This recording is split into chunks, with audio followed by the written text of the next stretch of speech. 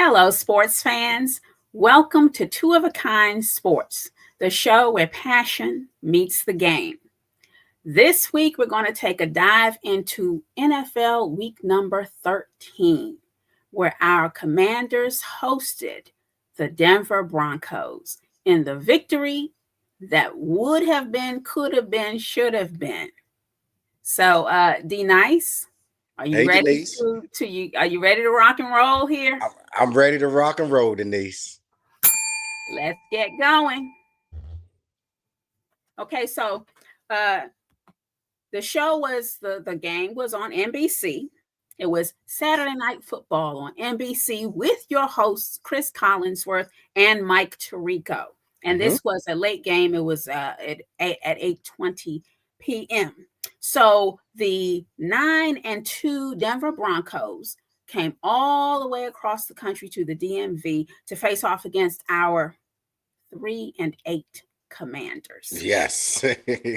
So the Commanders won the coin toss and they chose to defer, which in this case, I agree with that decision. hmm I'm not going to beat up on them over that. Gotcha. uh, so in the first quarter, and I'm going to go through this pretty fast.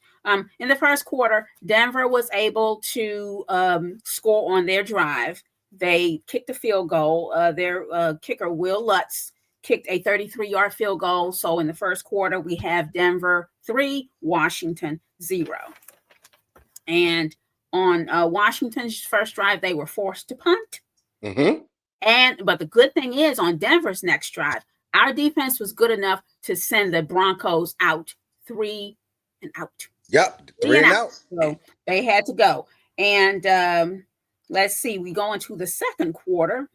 And in the second quarter, again, Denver Broncos kicker Will Lutz kicked a 33-yard field goal. So that put the Denver Broncos up 6-0. Yes. So we had a very, very good response to that. hmm Our Chris Rodriguez Chris scored a Rodriguez. touchdown. Yes, So sir. the Washington Commanders took the lead in this second quarter.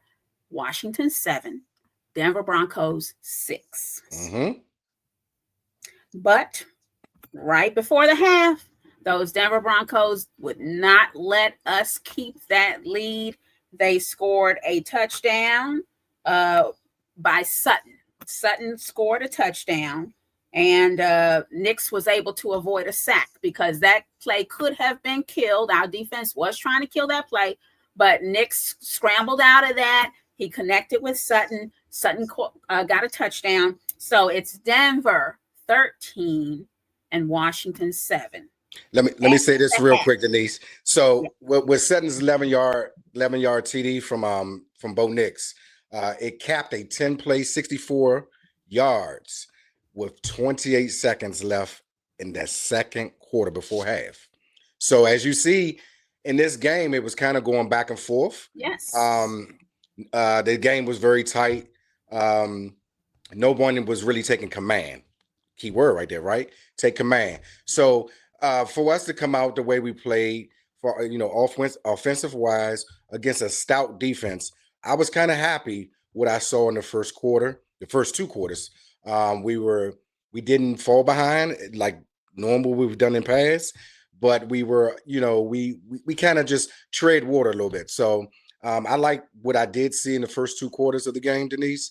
How did you feel when you saw, what did you notice the energy as far as the team?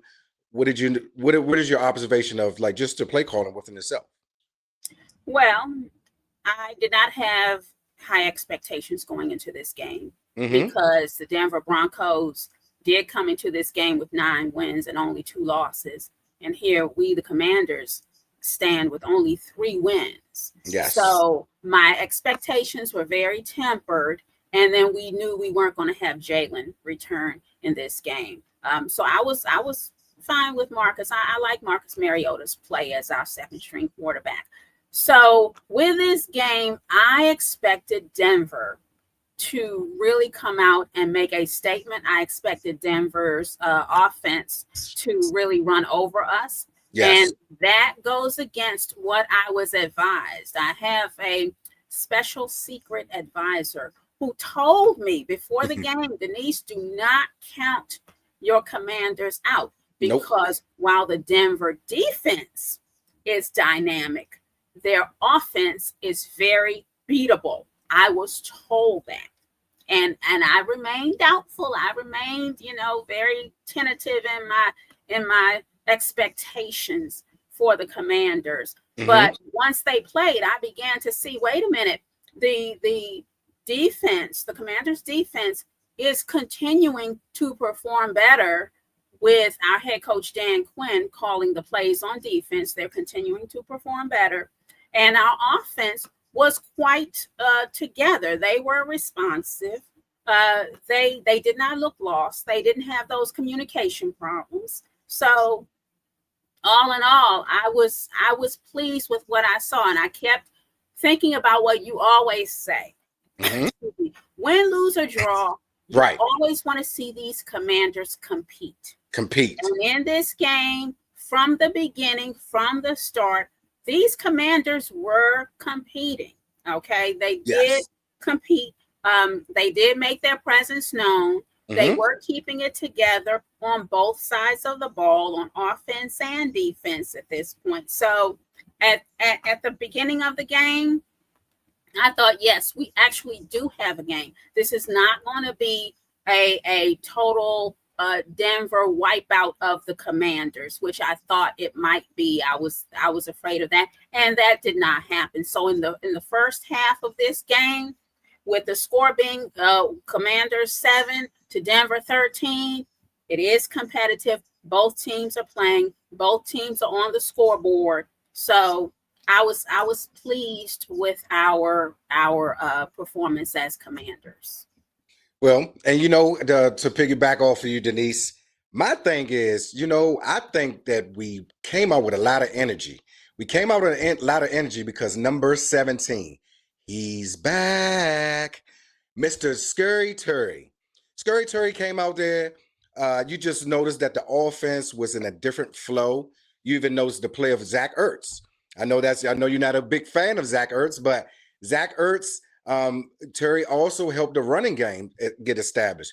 As we stated, was Chris Rodriguez, and then we had Jeremy McNichols would come in and spell, and then you would sprinkle Bill in here and there. So just to see some of the dynamics that we have with Terry coming back, it just helped the offense to more wide open. You even see at times, even with Debo. Debo kind of hasn't been the same since Terry's been out, but you just see how the game just came a little easier to him. So thank you, number 17. I'm glad you came back. If you did notice, Denise, in the first half, they pretty much had him on a pitch count, like how they do with baseball players, or in basketball, load management. So they were bringing Terry in slow, and I noticed as the game was going on that his minutes did increase. So thank you, number 17. You put a spark. We didn't end the game like we wanted to, but it did make us fans optimistic to see that, hey, this could been, possibly if he was healthier. So I was happy to see what I saw this past game. I seen more energy. I seen more attention to details, and just seen a better play calling by DQ. So, DQ, I know you're not sure if you want to keep calling these plays, but my brother, this team is playing a lot better on the defensive side. They're more instead of being so more reactionary. They're playing with a little bit more purpose. We're playing more zone versus man. So he just kind of simplifying things. And not only that, Denise, Dan Quinn is disguising a lot of different looks. With a lot of times with Joe Witt, sometimes I think he was being a little too smart for his own good, if that makes any sense. So I'm happy that I saw the team come out with a lot of energy, and I think it was a tribute to number 17, Denise. Well, I have to agree with that. The return of Yes. Terry McLaurin did change the game for the Commanders. It did change their performance. So thank you and welcome back, Terry, You're right. because everybody knows Terry is and has been a playmaker. And for Yes. this team, he's a game changer. And this is why I was not mad at Terry for his contract holdout, Right. because he has been consistent in his performance. Mm-hmm. Terry has made a difference in this team's performance. Everybody knows that Terry is a threat, even though I do complain sometimes that Terry gets contained a lot more than I would like for him to be. Mm-hmm. But Mm-hmm. even through that, Terry plays through it because he was being given a fit during this game, and the turf didn't help him either. Right. Okay, because Terry Yes. was having problems running on his own home field. Well, So, do you you know, know? Do you know they put new sod down while they were in Madrid? So that plays a tribute to some of the slips that you did see. They did Terry mention that in the didn't play in broadcast. Madrid, did No, no, he? no. Meaning that they put new sod on our home field while we were in Madrid. Oh, So but that's that's why you. his home field. I mean, the Denver Broncos don't play there, and the Denver Broncos were able to run on it just fine. So we gotta get that thing together because we're Yeah. supposed to have home field advantage, not Mhm. home turf toe possibilities. So Right. we gotta, but I you understand. know what? But going over to Spain, since you brought it up because you were there, Mm-hmm. I hope that our management, in terms of the owners and people who make economic decisions on this team, Mm-hmm. really took good notes about the environment in Spain, the condition of that stadium, the Mm-hmm. way they do things. Now, I'm not asking for a field that lowers into the ground and gets watered automatically, and I'm not Right. asking for Right. that 21st century automation. No, I'm not asking for all that, but just to use technology and technological advances to improve the condition of our field so it doesn't pose a threat or any type of danger or risk of injury to our players would be a welcome improvement because that turf, Terry was having a time. Terry was being covered. He was trying to run fast. He was trying to create separation, and then the field wasn't very fair or kind to him. Right. It But was very Terry, soft. he overcame it. He did not Yes. let that stop him, and that's what we have to always give Terry credit for is his tenacity. He does not give up. He does really stick to it. He keeps with it, and he had a right to hold out for whatever contract he got Oh, he because deserved it. He definitely Terry has deserved it. earned his money. He And really has. if you don't know, you're gonna know that now after you see him in this game. You just Well, seeing how dynamic he is to yeah, help this team out in so many people ways. do doubt. People do Hmm. doubt, but Terry's performance removes all doubt. Right. So I Right. appreciate his efforts and the Yes. contributions he made to the game because he is consistent. So Terry kept up his winning ways Yes, he and did. upon his return. So welcome back, Terry. Happy to have you and Yes, thank you for sir. making a difference. Now going into the third quarter, Hmm. the play of plays. Of the plays of the day of the Traylon maybe of the year, Denise. Yes, Traylon Burks, number 13, caught a pass. Now, Marcus Mariota has been overthrowing Right. quite a bit. Okay, he's been, but I'm still pleased with his play. Hmm. But in terms of the power that he puts on his throws, he needs Yes. to dial it down just a little bit. Yeah, he throws high. Because When he misses high. Yes, you're but correct. he's accurate because we know where he's going. Mm-hmm. Okay, we know where he's going, but we could get more completions and more touchdowns if he just would dial it down a little bit and not overthrow. Now he almost overthrew Burks. Yeah. The magic of the catch was that not only did Traylon Burks get the elevation. Okay, he just jumped. I don't know how many feet high up in the air. Yeah, Gravity he had was up no there. hold on him. Yeah, he was up there. He was definitely up there. And he used one hand, and it was a hand that had an injured finger, a previously injured A finger. broken middle finger that he broke last week. And do you know how he broke that finger? I found this out. In It was somebody's helmet, right? Yes, it was a freak accident. He went to catch the ball last week against the DB, and when he caught it, his finger got caught in the face mask, and he ripped it apart, so it snapped in half. and he still made a catch on that play, Denise. So I give him a lot of I give him praise. Look at me. I have a messed up finger, and for this man to have surgery last week and then come back and make a play with that same hand.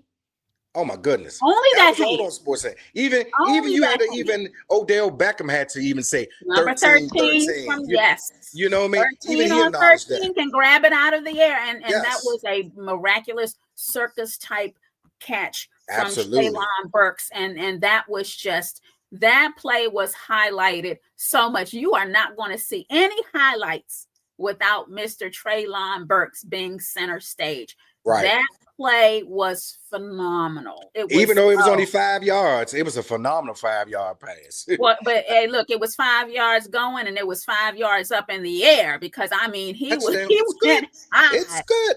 I'll take that any covered. day. Yeah. He was covered. Okay. So it wasn't like he was by himself. He had to deal with the ball going too high. He had a player all over him. Draped all over him.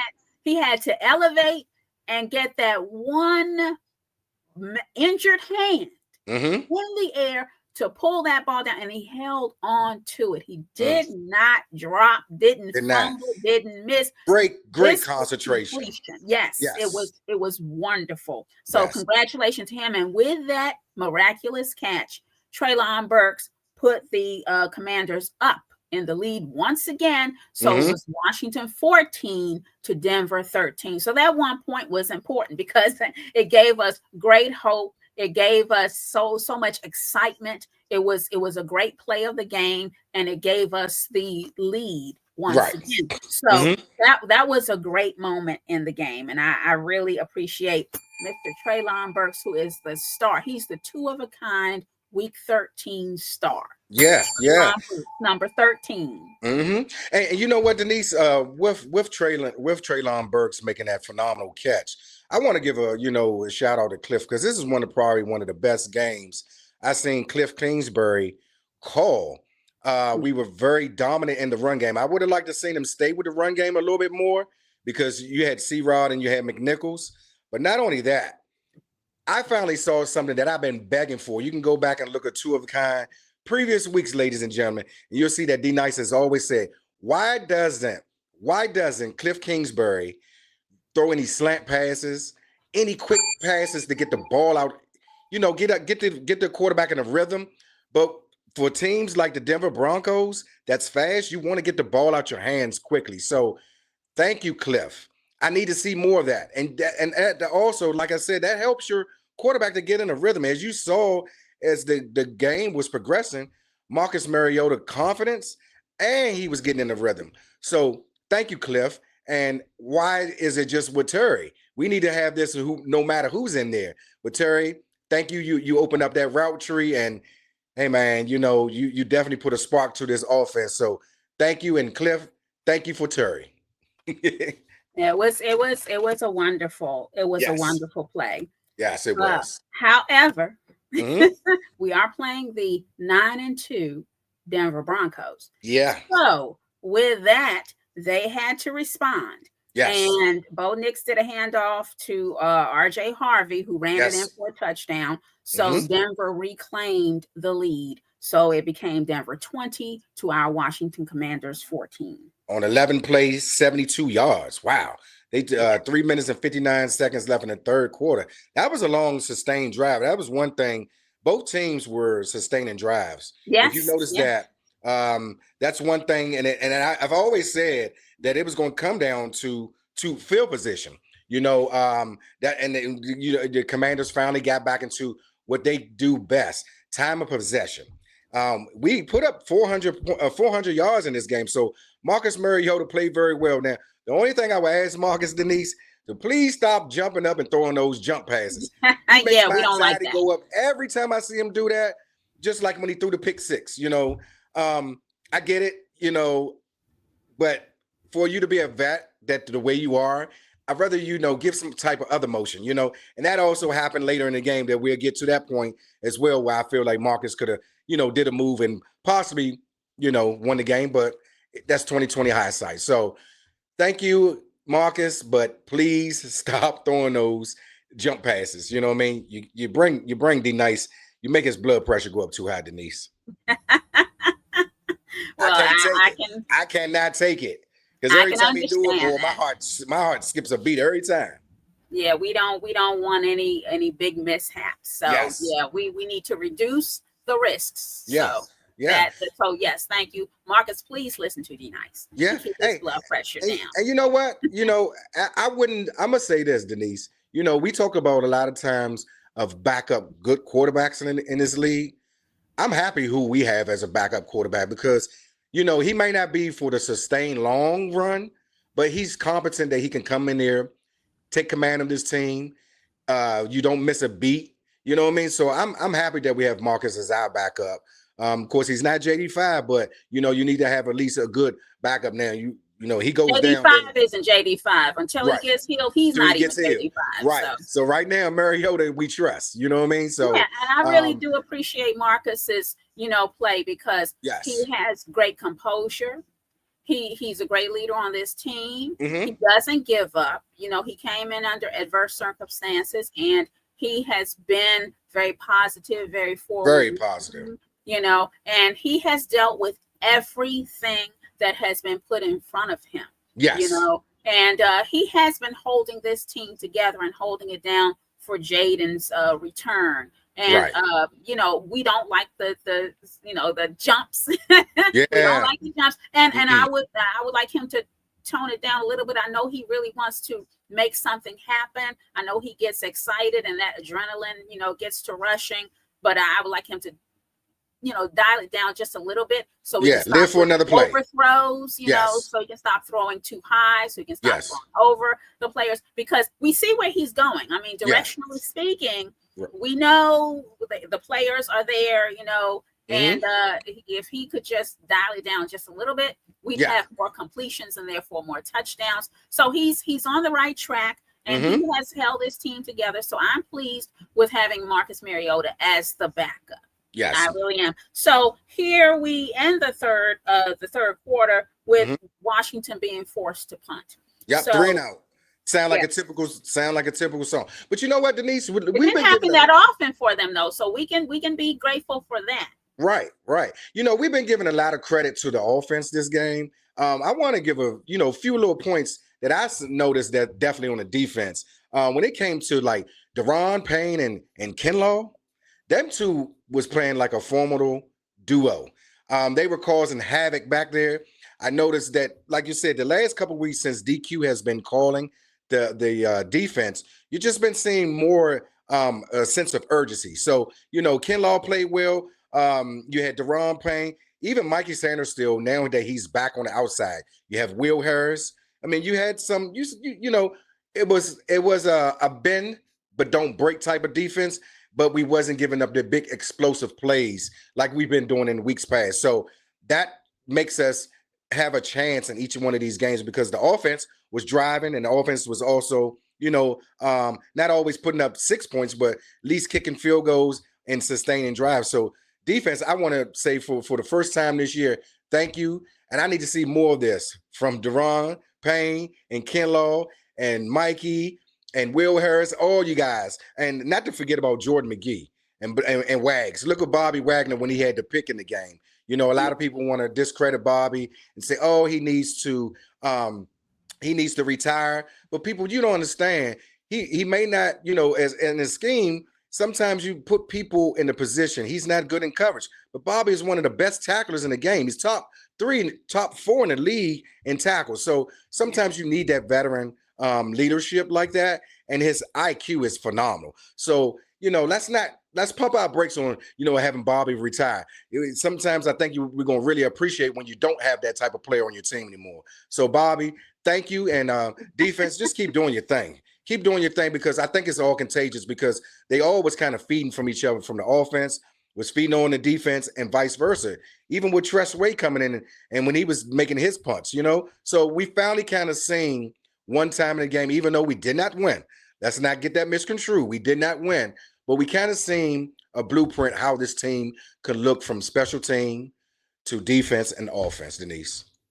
Yeah, and I agree. And to your point about Bobby Wagner, he can retire after the season if he wants to, but I during want him this back though, season, Denise. I want him back. I well, definitely it's want him his back. decision. It's his decision. Yes. Yeah. I wouldn't dare, try to make that for him, because let me say this about Mr. Wagner. Okay, not only Uh-huh. is he one of the top defensive tacklers in the league, okay, not Mm-hmm. just on this team, but in the league, In the but NFL. and the N to the F to the L. But Yes. also, Mm-hmm. without Bobby Wagner, we would not be getting these interceptions. Okay. Absolutely. He has gotten us the last two interceptions. Yeah. Now, is he the only one who had the opportunity? No, because we have had players on defense who had the ball hit them right in the chest and they have not held on to it. Butterfingers. Yes. Mm-hmm. Bobby Wagner has had because he's a veteran, I guess, he's Mm-hmm. got the situational awareness and he's got a grip.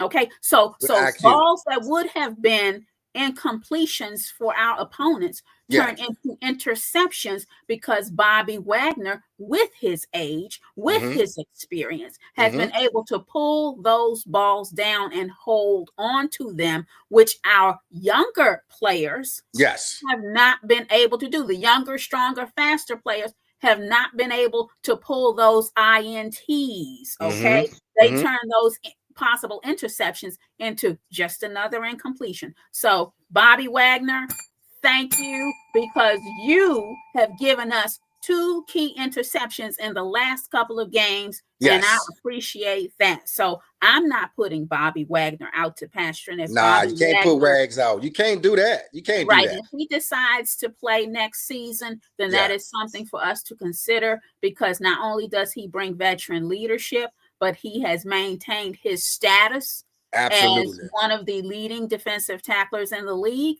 Mm-hmm. And he can teach the other guys how to catch an interception. Hello, Yes. hello, please, Yes. and thank And you. then look, he's doing that in what, year 13, year 14. So it lets you know, if you continue to work on your craft, hey, that anything is possible. So and not to mention, this past week, DQ had the defense out on the juggler machines, because Bo Nix throws a lot of side angle action arms. So maybe those working on the jugs machines this week paid off for Bobby too, because I swear to you, Denise, it looked like he was ready for it. It's like Bo Nix threw it right to him, and Bobby knew what to do once he got the ball. He So didn't drop it. That's the no, he key didn't. thing, because Right? we've seen our other players Yes. have balls thrown right to them, and for Mm-hmm. whatever reason, the fingers had all types of butter, margarine, and lard, Crisco, or everything on it, where they Yes. could not hold on to the ball. So Mm-hmm. I have to definitely give Bobby Wagner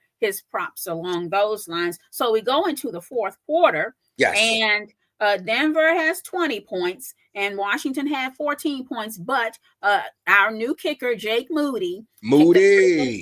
field goal. So we went from being gay to being Moody, and Moody is goody, because he kicked a 38-yard field goal. So that Yeah. put us in a closer position to the Denver Broncos. So that made us have 17 points to the Denver Broncos 20. So again, we have a close game. This Yes. game is winnable. It is within reach. It is close. I did not expect this. And we're in the fourth quarter. Yeah. Okay, sports Yes. fans, we are near the end of this game, and our Commanders are very, very much in it to win Very it. much in it to And win I it. was proud at this point, because I was like, I thought the Denver Broncos were going to, be like Buster Broncos, Bronco Busters, and just run a roughshod all over this team. Right. But the Commanders, they had control of the game, of their game, where they didn't let the moment get too big for them. They didn't let Denver's record intimidate them. They took advantage of their home field advantage, returning home to play in front of their own, fans. And I saw, like I said, sustained improvement. Yeah. From the defense, because I questioned, Mm-hmm. I knew that they would respond favorably to the head coach, making the defensive calls. I knew that part. But But I Denise, but questioned the what has sustainability. changed so much in the last couple of weeks? I mean, like Come on, man. it's a Come big on now. big notice, and they DQ said every week that he was in the meetings, he was on the calls. But why does it look so different? it just, if not only looks different, Denise, it feels different. You know what I mean? It feels different because people now realize that if a defensive coordinator Mm-hmm. can, for all intents and purposes, be relieved of his duties, Yes. then I, as a player, can also lose my spot on this roster. I think the sense of urgency came out of a sense of insecurity. That job insecurity started creeping in and ringing a bell with some of these players on defense. So I think where some of the players may have lulled themselves into a false sense of security and Mm-hmm. contentment, I think having DeWitt, Mr. This is not for everybody. Yeah, well, it's not for you, dude, because you've been relieved of your duties. So Right. I think the players on defense, having experienced their coordinator having to come down from the booth and Yes. him being on the sideline, and the two players, Kinlaw and Deron Payne, showing their behinds with their coordinator right there Yeah. on the sideline, Yeah. showed to me that they didn't It's have that very much respect contagious. for him. Yes. You know, Yes. so but with DQ calling the plays, okay, Mm-hmm. if you as a player cannot execute the plays called by your head coach, Mm-hmm. yeah, that means you're kind of looking to report to his office with your playbook. With the Okay, and the pink slip, right, Denise? the slip that is pink right there. There Sure, you right go. there. Pink slip. So Y'all yeah, know that's right. they didn't like the color pink. They want to stick with burgundy and gold, which are the Right. team colorways. So Yeah. I think DQ making the calls Mm-hmm. put a sense of urgency and raise the level of awareness for Yes. the players on defense. Now I think even on offense, Mm-hmm.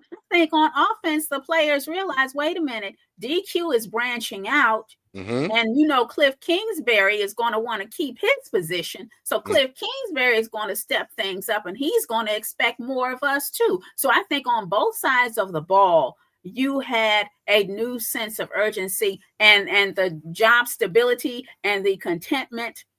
It's not the same when Right. your head coach starts branching out and taking on additional responsibilities. I totally So, agree. I totally agree. and it's been sustained for 2 weeks. So I'm happy to see that, because I always did question the sustainability, and they Mhm. are showing us the sustainability. And with that sustainability, we're seeing different attributes and talents Yeah, we're from getting players different that we've not results. seen before. Right, we're getting different results. Yes. You even seeing finally that we seeing teams 3-0. We wasn't seeing that before. You know what I Right. mean? Right. The offense, the defense is actually getting some 3-and-outs and some.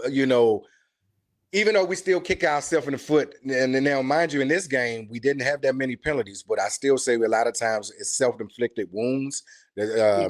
Some of the mental issues that we have to, with the false starts and the jumping off sides, And the holding penalty that and the holding calls penalties. a Yes, touchdown to be pulled back. yes. When they Yeah. called it on Brandon Coleman, you know what I mean, when Terry touchdown, they negated his touchdown. But Yeah. those type of things we have to clean up, and those But are it wasn't a correctable. lot this game, and it wasn't Right, repetitive right. like it So has been in some previous games. absolutely. So you're seeing the team is still playing for DQ. So for Yeah. anyone that's saying that, oh, the team has tuned out DQ, I disagree. This team is still fighting for DQ, ladies and gentlemen. You know what I mean? I You think can this see it. team is fighting for their own roster spots. I Yeah, don't think it's well, you got to. necessarily for DQ, but Well, the no, well, team is all of still them. A lot of functioning players, together. do say, Denise. They say they'll go through a brick wall for DQ. So I think they are really they're playing for roster spots for sure. At 3 wins, come on Hey, now, don't talk to you're me playing about for a brick roster wall. spots, You but you're aren't playing even for your running coach as through a well. paper sack. What do you call it? What did you say last week? You aren't running through a wet paper bag with three Right, wins. But right, right. if You're they not. want to say that, then okay, I will. But you're I going will out. You're do playing with that. some type of pride, with some type of dignity. That's what you're putting everything on film for now, Denise. Regardless of the record, you know what I'm saying. You go Yeah. out there. You want to put something good on film for next year and for the off season, because there's an evaluation period time for coaches and for players. And that's one thing I was talking to you about earlier. I said to you, what is there a possibility? Like, okay, even on the defensive side, we already know that DQ next year is not. He's saying he's not sure if he wants to call defenses all the time. Now, here's something I was thinking about earlier, Denise. I haven't heard a lot of people talk about this, but it kind of made D Nice say, Now, the thing I said to myself is that maybe he didn't fire Joe Witt, right? Because he brought this whole coaching staff in together, defensive wise, offensively, right? And if you go outside next year, i.e., Matt Patricia from the Ohio State Buckeyes, who I tell you all the time, I think it's going to be someone that we might court if we do go outside. If you bring in another defensive coordinator, Denise, he's going to bring in 10-1. He's going to bring in his own people. So I don't really think that DQ is really wanting that. I think he wants to, like he says, develop players and he wants to develop coaches. That's why he didn't axe and he didn't 86 Joe Witt. Now, if Joe Witt is going to be in a different type of role next year, that remains to be seen. But I just think that I think he don't want a lot of attrition. You're going to have some of that with the players, and you're already seeing that now, as we saw this week. We lost Travita Pritchard to his alma mater, to the Stanford. I say Stanford, Lisa, to the Cardinals. So he lost them. He went back to his alma mater, and Andrew Luck, called him for Stanford. I'm sorry. And congratulations to him, because that is a wonderful promotion for him. Yes, definitely a wonderful promotion. So I just wanted to, shine light on that. But far as defense next year, I have a different take on it. Okay. I want to hear your point. What you gotta say, Denise? Okay, from an organizational standpoint. We know that Joe Witt was brought here to be the defensive coordinator, and the primary role of the defensive coordinator is to call the plays on defense. Okay, Joe Witt didn't do a very good job. He did not. And so he was relieved of that duty, which is a primary duty of his position. That is correct. Now, what it shows me, because DQ did talk about all the things that he and Joe Witt have gone through. They've been through so much, and they mean so much to each other. However, this is a business, and the business is football. The business is not friendship. The business is not kinship. Okay, this is football. And what DQ showed me is that he is not willing to make tough decisions. Okay, having to fire a friend, having to fire a long-term, highly esteemed colleague, it's tough. Okay, it's a very hard decision to make. But when you are in a position of leadership and you are responsible for an organization and its successes and failures, you have to make tough decisions. And the decisions you make have to reflect policy that can be fairly applied across the board. Now, if you start talking about, we've been through so much, we mean so much to each other, therefore I'm going to keep him around even though he has not performed his job satisfactorily, the message that it sends to other people, whether they be players, whether they be coaches, is that if you do not do your job well, you will be treated not purely based on merit, but you will be treated based on personal feelings. Okay. So someone who has not been through a lot with Dan Quinn, someone who does not mean a lot to Dan Quinn, someone who has not made a very personal connection with Dan Quinn, would likely be fired and separated from the organization if they don't perform their duties well. Okay. Yeah. And that is differential treatment. It is preferential treatment. It is favoritism. And that does not bode well for the culture. Remember that important C word, culture. That does not bode well for the culture of this organization, because this has to be a meritocracy. You have to earn your keep, and you have to earn your keep through your performance, not through your personal and professional relationships. Okay, so I don't appreciate Dan Quinn not being able to pull the trigger. Now, had he reassigned Joe Witt to a specific position that already existed in the organization that has somehow become vacant, that would be one thing. But just to keep him around for whatever the reason, we know it is not professional. We know it's not professional because Joe Witt's performance has not been good. It has not been satisfactory. Otherwise, he would still be in that position. And my question about Dan's decision is this: when did he realize that Joe Witt's performance was not good? Because we, the fans, said it a long time ago. Okay. Yes. But if DQ knew, okay, Joe Witt is not calling the game the way I would call it, he was the head coach all along. He could have told Joe Witt, hey, look, you did it this way, I would do it that way. I need to see you make these changes that I am suggesting as corrective measures. That didn't happen. And by the time Joe Witt was relieved of his duties, we had already racked up a whole bunch of losses. Yeah. So to me, it kind of it came late. It came a bit late, and it makes Dan Quinn look soft to me. So when tough decisions need to be made, I can't rely on Dan Quinn to make those tough decisions because his personal relationships cloud his professional judgment. And when a team player gets cut for lack of performance, they get released. Everybody says, well, it's a business, because that player is not supposed to have any feelings about losing his job. Okay, because it's a business. Okay, well, when it comes to Joe Witt, what is this? Again, is it friendship and kinship, or is this a business? So we'll see. Yeah, we'll see. You know, loyalty, you know, a lot of coaches in the NFL have a lot of loyalty. So maybe some will be done at the end of the year, but I am least glad that Dan did have some awareness that, hey, I got to take over. Should he have done it earlier? Yes, he should have done it earlier. But I am glad that he took it over, and now we're seeing the different results. Because you can see already that Dan Quinn is more seasoned at, you know, calling the defensive plays. We're pretty much doing the same thing. You know what I mean? We just simplify things, and it's not, you know, having your players look at too many different keys. You know, if this person goes in motion, then I need you to go here. And then I need you to switch off there. And I think a lot of time, Denise, that the guys were getting confused because when everything is happening in real time, some people brains don't spin as fast. You know what I mean? So that's when the IQ comes in. And I'm glad they have a low IQ. See, I don't want to portray that's telling you that. You know, maybe some of the players that we have that we need to get more with a more football IQ. You know what I mean? Especially in that back end. I'm definitely going to say that because that's what's been the problem for most of the year.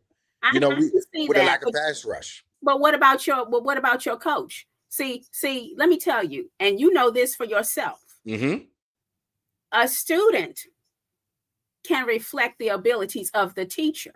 That is correct. And a player can reflect the abilities of the coach. So I don't want to look at, because I'm trying to keep supporting this team. I'm trying to hold on to hope, and I'm trying to, keep this keep hope alive, Denise. Keep hope alive. I'm trying to keep, as my mom says, keep love alive 365. I'm trying to keep hope alive through the regular season. Okay. Yes. So I don't want to portray our defensive players as low IQ players. I respect them as professionals. And I just have to question the ability of the coaches, because the coaches are supposed to be professionals who know how to teach, who know how to train, who know how to run practices to get the most out of the players. And like you said, we haven't seen any big drastic changes. No. So some of this could be attitudinal.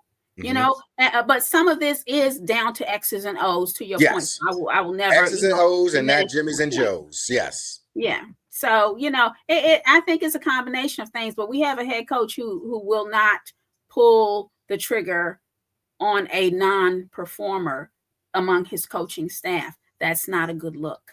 Well, I maybe hopefully Denise. I am hoping that that this is all a learning experience, for the coaching staff, for the players. And, we go back and here's the word again, recalibrate during the off season. So that goes from top management down from AP on down to your coaches. But we have to actually look in the mirror at ourselves and say, hey, we got to make some changes personnel wise and just methodical wise, just, from a schematic reason, offense. If Cliff is going to be here next year, Cliff, I need you to start getting Jaden under the center a little more. If you look at some of your top offenses in the league, um, they're under center, and that also will help him to get the ball out his hands. I don't want him to have to play Superman next year. So Cliff got to help Jaden out. Jaden, you got to help yourself as well by protecting yourself, even more. On the defense, I just want to see a tenacity. I want to see a tenacious defense. I want to see where, like Joe Witt said at the beginning, our style is not for everyone. Well, that is very evident right there. Our style is that not proved for to everyone. be true. You know what I mean? So, I need to see something different. I need something different. I hate, like I said in years past, either the offense is good and the defense is bad, or the defense is bad and the offense is not good. So right, it's like playing whack-a-mole. yeah, You solve we one gotta problem finally one get it place, together. and another one creeps up somewhere else. So Yeah. So I this is a agree. very pivotal draft that we need this year, and a very pivotal offseason. Very pivotal from management to players. So that's well, more bottom line. specifically, there's a specific area that I feel needs serious evaluation. And I'm not where's hearing that? everybody else talking about it, but it is strength and conditioning. Okay? That's your favorite right there. Chad Englehart. Okay. Uh-huh. Now, Chad Englehart is the head of strength and conditioning. He's the head coach for strength and conditioning. Yeah. And what got him that promotion, because he was always part of the crew, but what got him that promotion was a few years back, the team was again racked and riddled with injuries. Okay. The team couldn't get healthy. The team couldn't stay healthy. And so a change was made, an overhaul was made over our strength and conditioning team. And Chad Englehart was promoted from within, but he was able to choose, of course, his own, staff, his own crew. And it worked well for a while. But we're back now to the point where injuries are wreaking havoc with this team. Yes. And it is changing our starting lineup. Now, we saw in the preseason, we don't have much depth. Okay. We saw that. And, so when we're looking at our team and we're going through our starters are not healthy. Our backups are at risk, and some of them aren't even healthy. Then, we're just going down and down deeper. And then when we get a player back and we think they're fine, they get some new injury or they get re-injured. Okay. Right. So again, as I have been saying week after week, your strength and conditioning team needs to be seriously reevaluated, because our team is not strong and they are not in good condition. So I think that, we may not see DQ be on the hot seat. We may not see Cliff Kingsbury as the offensive coordinator on the hot seat. We already know there's going to be a change in the defensive coordinator position, because Joe Witt has already been relieved of his major duty of play calling. But Chad Englehart, and I'm calling out the name because I want people to be familiar. Our strength and conditioning team should have already been on the hot seat. Like, there is no way I would go a whole season without making some changes in that area. I just wouldn't. Because we've been through this as an organization. Yeah, that's fair. No. That's fair, Denise. That's very fair, because you're right. It starts from that. I mean, if you can't have your players actually, coming on and off and on and off, you would never get no continuity, like that. And thank God, I think maybe with I guess kind of example, like for Terry. I think Terry the first time may have come back too soon. And I kind of like their approach that they did with him now. I don't know what Noah's issue is, besides being soft as tissue. What's not his issue? That would be what's not his issue. And excuse me. And Noah, no disrespect to you, my guy, but the only reason when I say that, the best ability is availability, my guy, and you're never on the field, man. So, no disrespect to you. I love what you did for us last year, but that was last year. You know what I mean? Well, and our Jaden has to get with the program too. Oh, because, absolutely. He's absolutely. loved, he's adored, he is the star of this team. But within 9 games, Jedi 5 had 3 different injuries, and he has been out more than he's been in. So Yes. I personally would like to see Jaden get in that weight room. I don't know if GNC is still a thing, but he needs some of that weight gain powder Yeah. or Yeah. whatever, He needs some creatine, put some more muscle mass on. Stop You know what I drinking mean? the soy milk and Uh-huh. drinking Sure or something It's, like that, because he and needs to eating put plenty on. more chunky soup with him and his He's mom. got the endorsement. Uh-huh. Okay. He's got the endorsement from Campbell's Chunky Soup, not Nope. Campbell's regular. Nope. Okay. The Chunky. chunky with the meat, Yep. the protein in it. So Yes. I need to see him get more sturdy. I need to see Yeah. him put on some muscle mass. So when he gets hit or when he falls, his joints won't try to relocate to a part of his body where they don't belong. Yeah. His ribs can stay together and won't get cracked. I need to see some of that chunky soup stick to his ribs to Yes. form a protective coat of some sort. I need to see him just be more sturdy, because we don't need another Heisman Trophy winning top draft pick Yes. quarterback who's young and dynamic, who has a wonderful, great first season, and then beyond that can't stay healthy. So this is the time for Jaden Daniels Mm-hmm.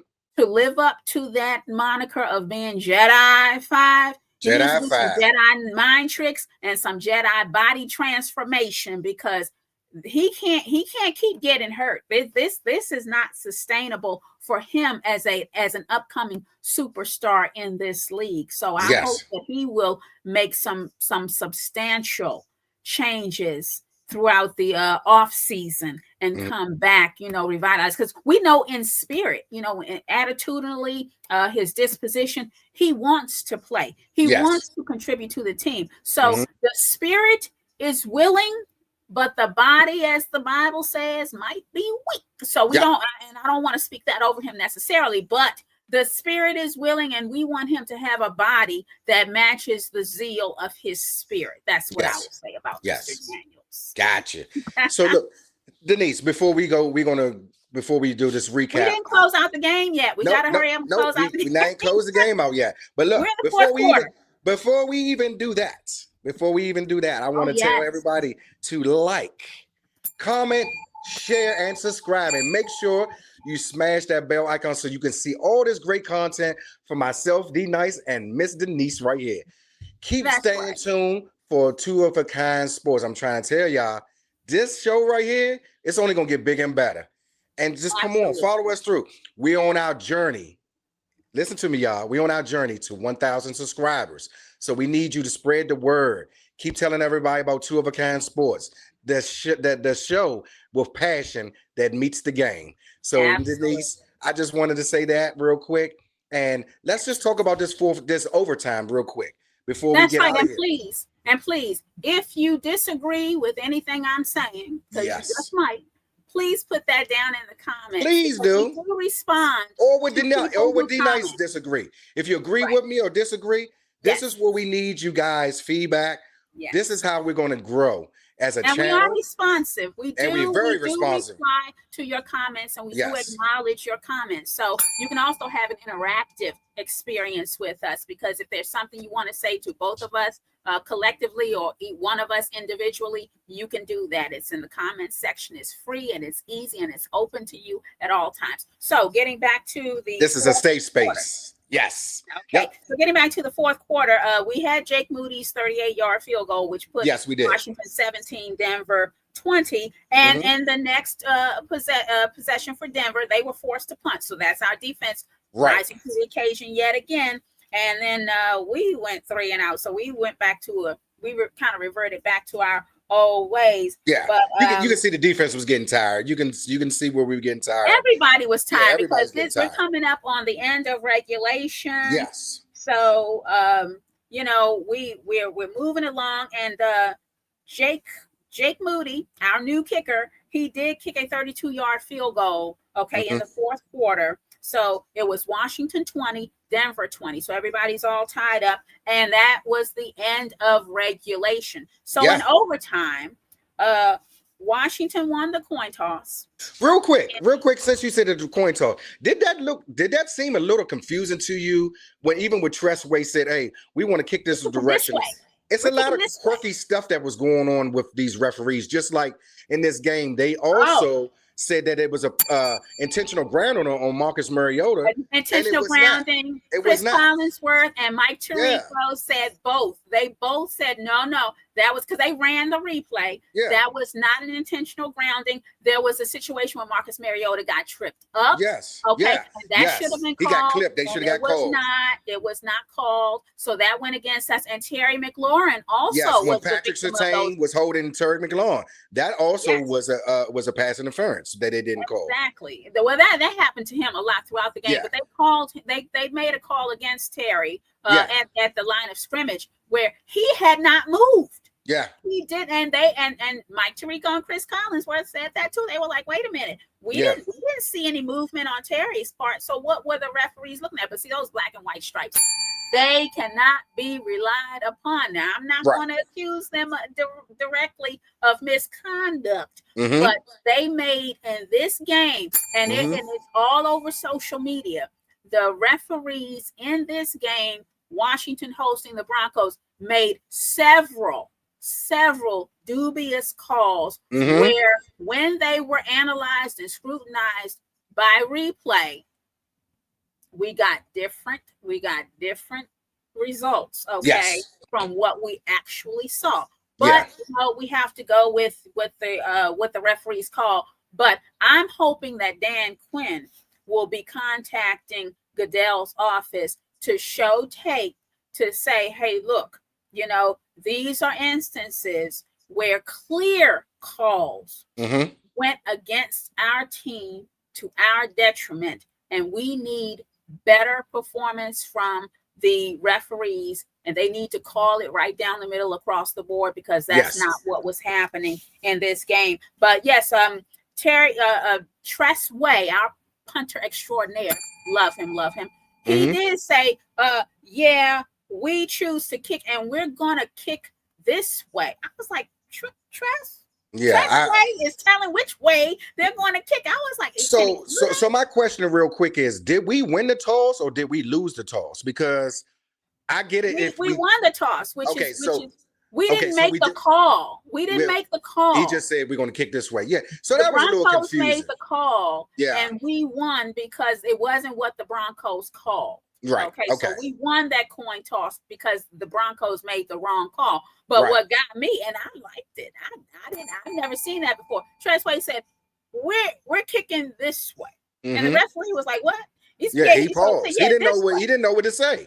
He said, "Okay." He said same thing I would say. Okay, you're kicking. So whichever way you kick, as long as you kick, hey, it is what it is. So Denver did get a touchdown. Score. Because RJ Harvey made it 20. Made it 27-20, and then ran it in. He ran it in. So then the next possession. So for those that don't know how it works in overtime, is that both teams get a chance to score. That's why Washington deferred the ball, because had Washington accepted the ball and went down and they got stopped, and Denver came and scored, then the game would have been over. So with them doing this, then you kind of got to see what Denver was doing. So a lot of people question that call, but anyhow, we're going to go through with that. Marcus Mariota. I normally say you put your offense on the field first, but my secret confidant explained to me in overtime. You do the opposite. You want the ball. Go first, because if you go first and you don't score, it's over for you, because each team gets one possession.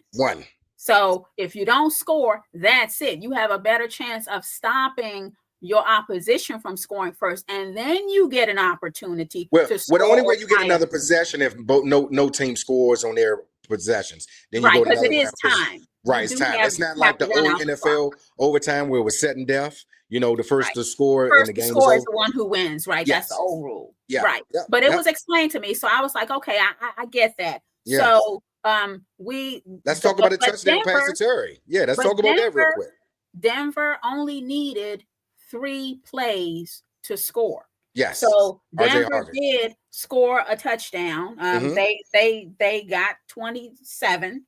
No, they got the 27 points, so they did score a touchdown. Yes. And then Washington responded. So it was so cool because Scary Terry, the Terry. game changer for our Commanders, did get into that end zone. He did score a touchdown. Yes, he did. But here is where I disagree with Dan Quinn's decision to go for the 2-point conversion. No, you want to win. No, I want to hear your point, but no. I totally think that was the right call to make, Denise. You're 3-8. You have nothing to lose. What you don't. It's not like we're a team that was going to make the playoffs. You have nothing to lose. We already had them on an 18-play drive. You want to go ahead and you want to stick it to him, and it was the right call. But Marcus Mariota, if he would have got Bonita to if he'd have pump faked him and got Bonita to, kind of just jump up, he could have sidearmed the ball because Jeremy McNichols was wide open. So I think you and I, we beg to differ on this, but I think that was a great call. You are 3-8. You had nothing to lose. Where were you going to kick one to go for it? Were you going to tie? That's not going to help us. So at the end of the game, at the end of the day, you want to go for the win. Okay, I understand that. Yeah. Because of course we want to go for the win. Yeah. However, we came into this game. Yes. 3 wins, 8 losses. Yeah. Okay. I never expected to beat the 9-2 Denver Broncos. I did. I expect every week, Denise, any given Sunday. I hope. I did not expect. What I hope and what I expect are not necessarily the same thing, especially with this Washington Commanders team. So yes, I was hoping for a win, but I was not expecting a win. Now, here is where I beg to differ respectfully. Yes, ma'am. Against this Denver defense, it was hard enough to ever get in the end zone because they were the number 1 ranked defense. And we did a great job. We did a great job, okay? Not to mention what Terry did on Patrick Surtain. Did a great job. Okay, thank you. He did a great job. Yes, he did. However, to think that this Denver Broncos team with its stout defense and everybody's tired, everybody's defeated. So that means they're not defeated, but everybody's tired and drained. As much as they're tired and drained, we're tired and drained too. Okay? Absolutely. However, you do want to go for the win and all of that, but the probability is so low. My thing would have been, let me tie this up. The overtime clock is running down. For morale's sake, let me just get this tie. Let me tie a good team, because this loss, you say we have nothing to lose. This loss counts against us. Now, for the people who want to tank, this works perfectly because you think you're going to get all these great, wonderful draft picks. And you know what? This team doesn't develop players good enough for these draft picks to count that much to me personally, Denise. I'm speaking for myself. I'm flying solo. I would have taken that tie. So I could come out of this 3-8-1. No, 3-8-1, because that's not another loss. I'm tired of losing. So even more. It's not a win either, though, Denise. It's not a loss, but it ain't a win either. At the end of the day, but it's not a loss. Yeah, we have racked up the losses. So this would be my way of stopping the bleeding.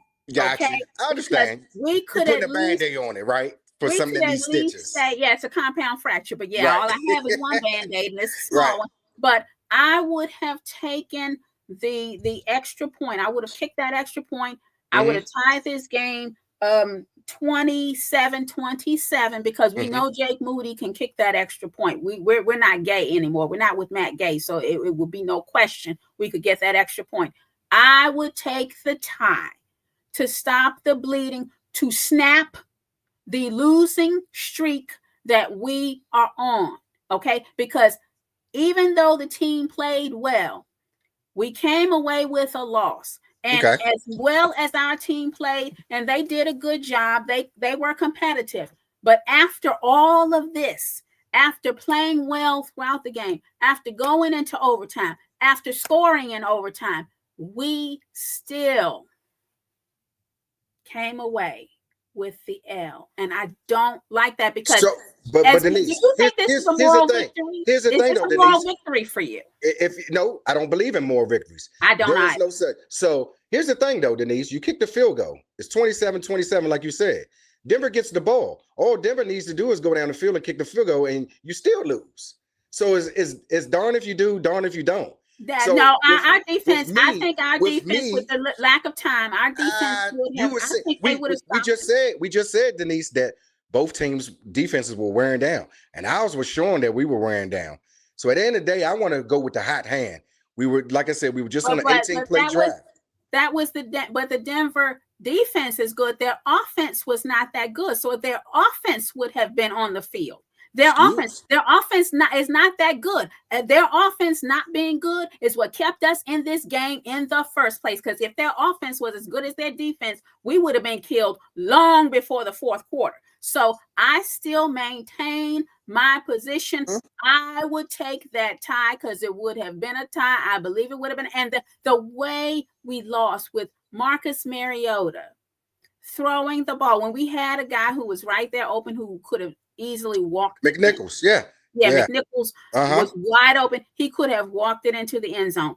For us to have had that ball batted away right in Marcus Mariota's face. Marcus seeing deer in the headlights. That's what he looked like when he saw Bonita. Because it's humiliating. That's embarrassing. That is humiliating. When Moody could have just kicked it through the uprights, we could have had a tie. We could have stopped the bleeding. We could have stopped our losing streak.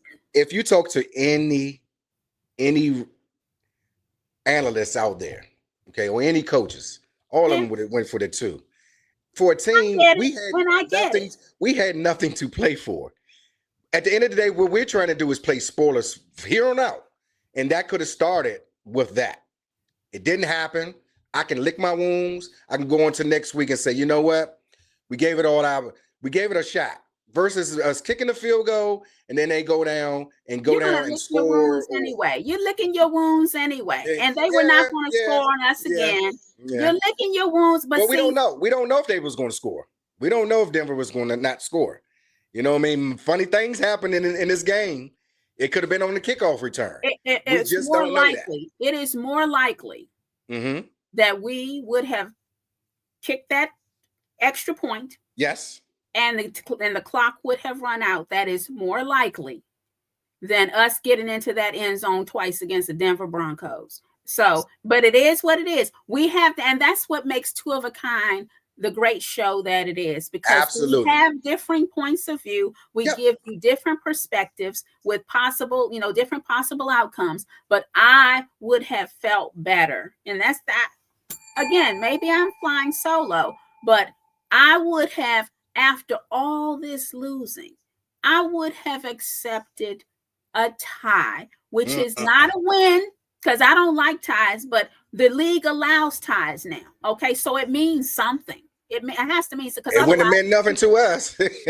but another loss means what to you? A draft position for a team that's not developing. Okay.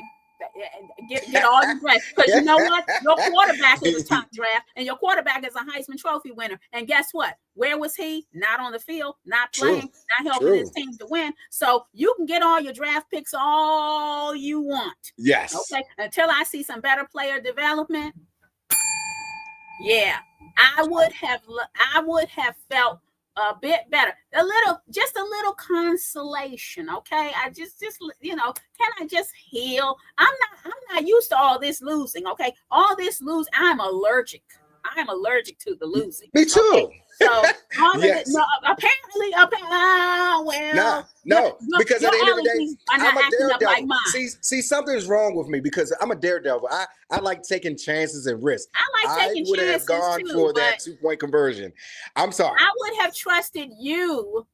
I would have trusted you to go out there and get a touchdown more than I trust this team. Okay, I respect that. If you were out there, then go for it. We can't give up. Rah-rah, sis, boom, bomb. If you were out there. But based on these Commanders, and I know who they are and how they've been and when the chips are down and how things go, a tie would not have been a loss. It would have stopped, like I said, and I would try to explain it in the press conference too, because I know the press would have tried to eviscerate me for making such a decision that's controversial. Yes. But I would have told them, for my team's sake, we have to stop the losing. We got to snap this losing streak, and it's not a win, but it's not a loss, and a tie might kind of, clear that slate off for us to build for another win, because the season is almost over. We are in week 13, and we only have 3 wins. Mm-hmm. So we're trying to get to that 4th win. And let me tell you, my personal private confidant told me before the season started that my Commanders, who went to, almost all the way to the Super Bowl, mm-hmm. were only going to win 4 games this season. And I laughed at them and I said, you have lost your mind. And how dare you blaspheme against my burgundy and gold? We have got to win more than 4 games. Yeah. Now look at us. Look at us. Yeah.